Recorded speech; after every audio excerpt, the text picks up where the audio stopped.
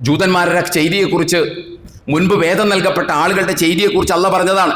ഫഖലഫ മിൻ ബഅദിഹിം ഖൽഫുൻ, പിന്നീട് ഒരു തലമുറ വന്നു, വരിസുൽ കിതാബ്, അവർ വേദത്തിന്റെ ആളുകളായി മാറി.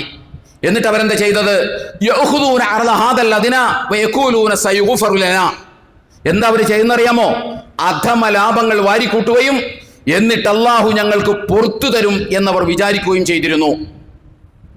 വളരെ ക്ലാരിറ്റി അല്ലേ അള്ളാഹുവിന്റെ ഇത്തരം വർത്തമാനങ്ങൾക്ക്? അവർ ചെയ്ത പണി എന്താ? തോന്നിയതുപോലെ സമ്പാദിക്കും. സമ്പാദിക്കുന്നതിന് ഒരു ഹറാമോ ഹലാലോ അവരുടെ മുമ്പിൽ ഉണ്ടായിരുന്നില്ല.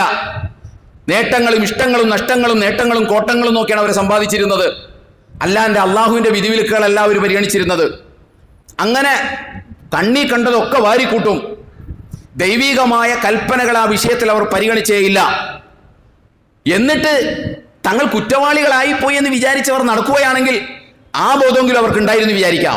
അള്ളാഹ് പറയുന്നത് അവർക്ക് അങ്ങനെ ഒരു കുറ്റബോധം ഉണ്ടായിരുന്നില്ല എന്ന് മാത്രമല്ല, ഞങ്ങൾ ഇതൊക്കെ ചെയ്താലും അള്ളാഹ് ഞങ്ങൾക്ക് പുറത്തു വരും, കാരണം ഇപ്പോൾ ഇവിടെ ഉള്ളതിൽ ഏറ്റവും നല്ല ആളുകൾ ഞങ്ങളാണ് എന്നവർ വിചാരിച്ച് നടന്നിരുന്നു. നിങ്ങളൊന്ന് ആലോചിച്ച് നോക്കൂ, ഇത് തന്നെയല്ലേ മുസ്ലിം സമൂഹം ചെയ്യുന്നത്?